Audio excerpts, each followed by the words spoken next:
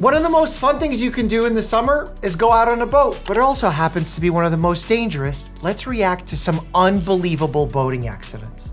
Heart-stopping video as a speedboat goes airborne at 200 miles an hour. Oh no. Oh my God. Oh my God. Oh my God. I'm glad it didn't make contact with the water until it made a few rotations and slowed down, because that rapid deceleration is what causes shearing forces to the human body. So if it would have made contact with the water right after going airborne, that's where things could have gotten really deadly. The two men on board were trying to break a speed record on Lake Havasu in Arizona. God, it just doesn't look like the premise of where a water speed record should be broken. Like, where are the first responders? I don't know, it just looks like people hanging out watching. It flew like a kite. It flipped, it spun. Ryan Ola is a member of the crew. That's the wrecked vessel behind him. It looks like fiberglass just tore apart. Incredibly, the two men in the boat survived. The safety capsule is designed to keep the drivers safe as possible. One walked away with a broken collarbone and some broken ribs. The other one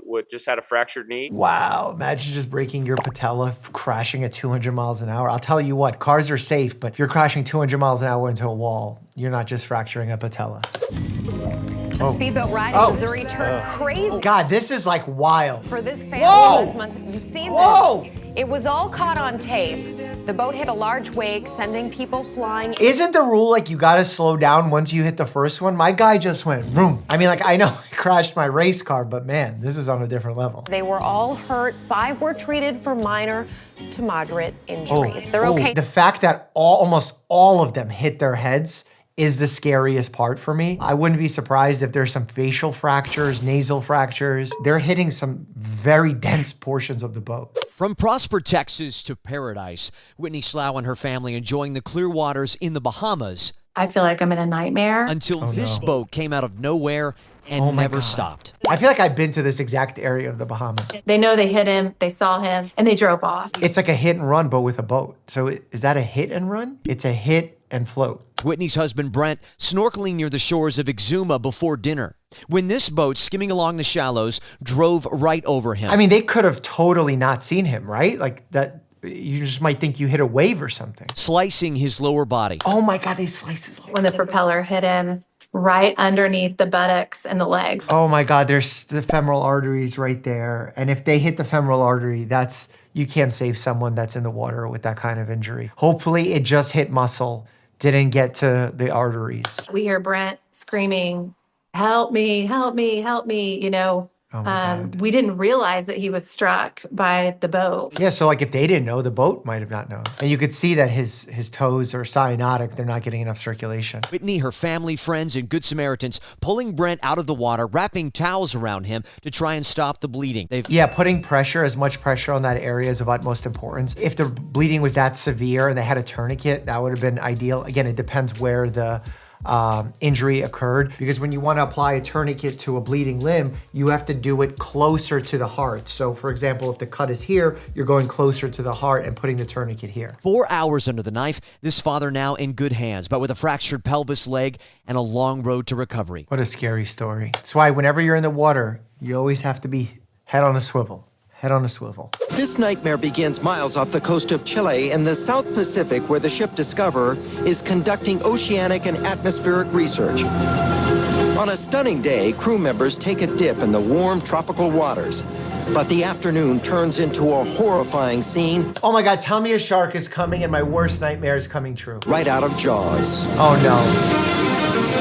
60 minutes into the swim, the fin of a massive great white suddenly surfaces. What is the rule? Like, you gotta punch it in the nose? Heather Boswell is in the race for her life against a great white shark, and she's losing. Yeah, there's no way to win. The speed that a great white shark travels in the water is exponentially faster than human. People were still screaming, you know, get Heather, get her out, get her out. We had kind of a tug of war with the shark, trying to, give us back our shipmate. Oh my God. And the blood in the water certainly doesn't help, because that gets the shark probably more aggravated. We grabbed a hold of her, and she became very light at that point. And we kind of flung her up in the front of the boat. She came up really easy, and we had seen that her leg was gone. It was cut off just as if a butcher had used a saw. This is gonna sound dark, But a clean cut sometimes can be life-saving because the arteries sometimes can clamp and cut off the circulation, thereby decreasing the amount of exsanguination, losing blood. 20 hours from the nearest help, Heather's life is now in the hands of the ship's nurse. Tourniquet, commercial grade tourniquet, not t-shirt tourniquet, commercial grade, with a ratchet. After months of painful rehabilitation, she now walks with a prosthetic leg. Wow, I'm so happy to hear that she survived. This morning, a dream cruise sailing to a choppy ending after a norovirus outbreak. God, outbreaks happen so commonly on cruise ships because it's an enclosed, tight area, lots of interpersonal interaction, utensils being shared, glasses being shared. Very easy for things to spread. And norovirus is kind of the common one, even though cruise ships aren't the only place where norovirus outbreaks happen. It just seems to be the cruise ship virus of choice. The CDC says at least 94 passengers and 4 crew members aboard Royal Caribbean Serenade of the Seas battled the bug during the voyage. Ideally, you got to quarantine the ship. Including Bob Pattis, who was on the 13-day cruise with his son. I'm 87 years old. I've never been this sick in my life. That makes them high risk. Anyone with pre-existing cardiac conditions, weakened immune systems, older or very young, are at the highest risk for having a negative outcome from norovirus. The ship docking in Miami this morning as scheduled, becoming this year's 19th gastrointestinal illness outbreak on a cruise ship so far, sailing past the total number seen in 2024, according to the CDC, and making it the worst year for cruise outbreaks in more than a decade. God, cruise ship companies are really struggling from norovirus, flu cases, COVID 5 years ago, now hantavirus. It's a scary time to go on a cruise. Sarah Kirby is one of the few people in the world who knows what it's like to fall off a cruise ship and live to tell about it. God, is that even I mean, obviously it's possible because she did it. Because like, if you hit water at the height that a passenger deck is from a cruise ship, it's like hitting cement and surviving. In 2012, she slipped over her stateroom balcony. Was she running towards it? Like, how did that slip happen? Infrared cameras captured her fall. She God. actually ricocheted off a lifeboat before hitting the choppy waters off the coast of Jamaica. Honestly, it's a lifeboat that probably saved her. Sarah was badly battered. She has a subconjunctival hemorrhage there, which actually isn't super problematic, but those raccoon eyes could be a sign of a basilar skull fracture. That would be concerning. But somehow managed to tread water for 90 minutes. 90 minutes despite having that level of trauma. I know cruise ships have alarms that they have sensors that detect if someone fell off, but I wonder how in this specific case they knew. Oh, oh, oh! This is in Miami. I've seen these clips. Look at her. Oh my God, your ankle can get caught there. Oh my God, the poor ligaments of her ankle. This is why boats are so dangerous. Do they have seatbelts? I feel like boats should have seatbelts. I love that she hands her cell phone first. It's like the dude at the baseball game who catches the ball but never spills the beer. Oh! Oh my God.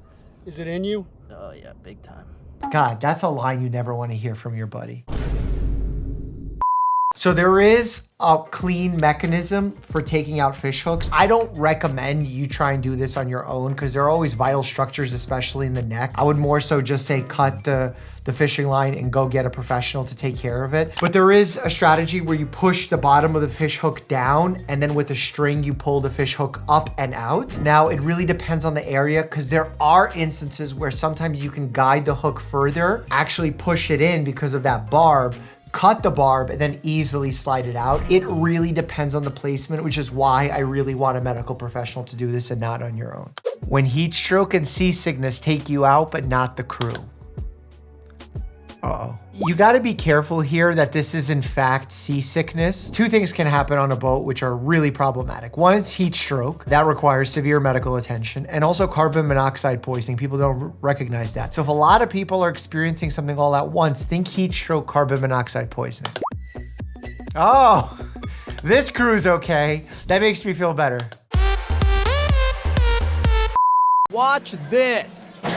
Oh. Oh. Ouch, that must hurt. Hold on a second. I think I watched this Inside Edition. Did he sue the living pants out of this boat company for this happening to him? Because he said like it caused brain damage for the rest of his life. It happened on a Holland America luxury cruise liner, the Fancy. MS Amsterdam. Here's the question. Is that smack on the head really worth $21.5 million? Houseman's wife, Carol. Carol, what happened?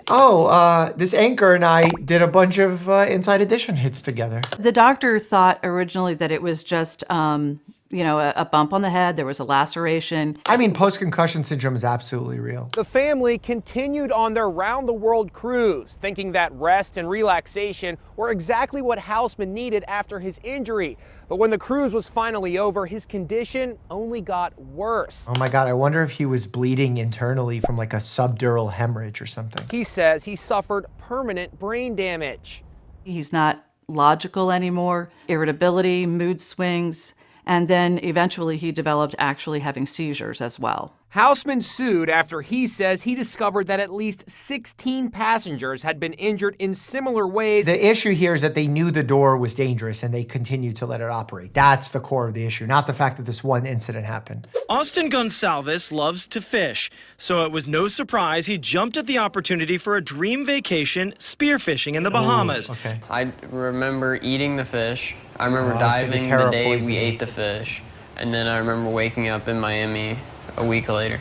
It was then they learned a fish they caught was loaded with poison, putting the 15-year-old in a coma. It's called ciguatera poisoning. Yeah, ciguatera poisoning is really dangerous because it's invisible. It's tasteless. Cooking the fish doesn't solve it. Freezing the fish doesn't solve it because it's a toxin. It happens from like toxic algae that these larger predatory fish eat up enormous amounts and it builds up within their bodies and then humans eat them. So you got to be really careful about avoiding those types of fish, and there's a whole list here, but in general, really scary stuff, especially the way that it happens. It has some pretty unique symptoms outside of the basic nausea, vomiting, GI distress. You also start feeling cold as hot and hot as cold. You start having a metallic taste in your mouth, almost feeling like your teeth are loose. Really unique symptoms. You have a 1 in 50 chance to get it if you eat large fish in that region. Yeah, I believe if the fish is over 5 pounds, it's a reef fish, that increases the risk. That's why biologists recommend avoiding large fish for dinner. No smell, no taste. Correct. No way to tell that the fish has the poison. There's also certain parts within the fish where the toxin can accumulate, so you want to avoid eating those parts listed here. The only reason they can talk about their warning is because of his mother's natural reaction after the 4 started violently vomiting. I remember calling the ambulance, and that's the last thing I remember for several days. And here's the scary part. There is no cure. It's just about supportive care, giving fluids, making sure that the heart is stable, electrolytes are stable. Like, there is no antidote. He started physical therapy this week and has a sense of humor about the near-death poisoning. His friends brought Austin this movie to help the recovery. A little Finding Nemo never hurts. If I got fish poisoning and my friends brought me Finding Nemo, I'd be finding new friends. A literal nightmare that fisherman Scott Thompson is lucky he has lived to tell about after falling overboard from his boat in the middle of the night in Ventura, California. Oh my God, that's the scary. It reminds me of that movie Open Water. Oh my God, worst fears. At that moment, he saw the bright lights from this oil platform about 2 to 3 miles away. 2 to 3 miles away. Scott made it to that platform, but developed hypothermia from his exposure to the cold water. Oh my God, hypothermia is so scary on the open water because it doesn't need to be frigid water. That's a common mistake people have. They think, oh, it's 50, 60 degrees. There's no way I'm gonna get hypothermia. No, when you're wet, it's windy, you could become hypothermic very quickly. Hypothermia is a medical emergency, and it's not about rapid rewarming because that could also be a problem. It's about keeping the person calm, flat, and gradual rewarming after you call 911. Also, you gotta realize that some people, when they develop hypothermia, they start shivering in order to generate heat. And that is a good thing. That is the body doing its thing. However, once people stop shivering, the assumption is that they're getting better. Well, it could be that they're fatiguing and they're no longer capable of generating enough heat, and actually the illness is progressing worse. Similarly, how those who have an asthma attack, they breathe very quickly to try and get rid of this carbon dioxide that's trapped in their body. And once they start breathing more slowly, people think they're getting better. In reality, it's time to intubate. But there was something else motivating Scott to get to that platform: a harbor seal.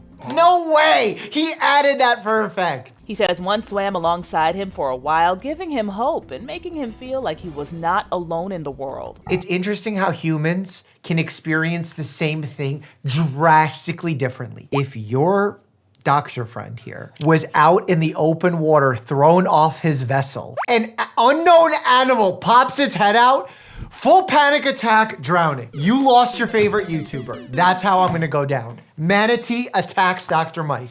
Make it the headline. During this scorching summer, there's no better way to beat the heat than boating. But could a deadly invisible killer be lurking that people are unaware of? Carbon monoxide? Oh yeah. Boats are actually supposed to have carbon monoxide detectors on them, because what can happen is if you're traveling at low speeds or even idling, you can develop what's known as a station wagon effect, where actually the exhaust fumes start making their way into the boat because wind changes, the circulation of the fumes, and it could poison everyone on board. There have been 46 carbon monoxide deaths on boats in the last decade. Wow, maybe you shouldn't be reporting just casually standing up like that on a wake boat. But experts we spoke with say that number may be higher, since they can often be mistaken for drownings. Donovan Chilton says it also happened to his son. Thankfully, he survived. Oxygen therapy is the mainstay of treatment, and the mechanism behind carbon monoxide poisoning is that it binds to hemoglobin, causing a compound known as carboxyhemoglobin to form, and it is more competitively binding to hemoglobin than oxygen. So the hemoglobin that normally carries the oxygen around through your body starts having carbon monoxide bind to it at a higher rate than the oxygen. Therefore, you're not supplying your body with enough oxygen. You literally start shutting down, and people get sleepy, they feel unwell. Sometimes it's confused with seasickness, as we said earlier in the video, and people don't understand, and groups of people can lose their lives, groups of people can drown. Very, very dangerous scenario. So how can you get carbon monoxide poisoning on a boat out in all that fresh air? Could be a very calm, humid day, and carbon monoxide can collect in places that you wouldn't expect. Yeah, most people think, oh, I'm outdoors, carbon monoxide won't impact me, but that's absolutely not the case. Using this special carbon monoxide detector, he showed us how carbon monoxide gas can build up, especially on the back of older boats with inboard engines that he says are less effective at diffusing it. Let's put it in the exhaust stream and see what happens. Here we have definite CO, obviously, and if I move it up, and it's starting to dissipate very rapidly, we're down to 40. Just a few steps and you could be in the clear zone, absolutely. Yeah, just imagine you're sitting there hanging out, talking with your friends, and without knowing, you're inhaling all this carbon monoxide, it's binding to the hemoglobin, becoming a problem. And sometimes people that are experiencing carbon monoxide poisoning look flushed. So it's not something that you think is related to lack of oxygen. You think it's probably seasickness, but in reality, it's this hidden danger that's found on boats. The Bonds Flying Roos went back-to-back at the New Zealand Grand Prix today, claiming 2 wins in 2 years in Auckland. But there was one major difference. Oh! The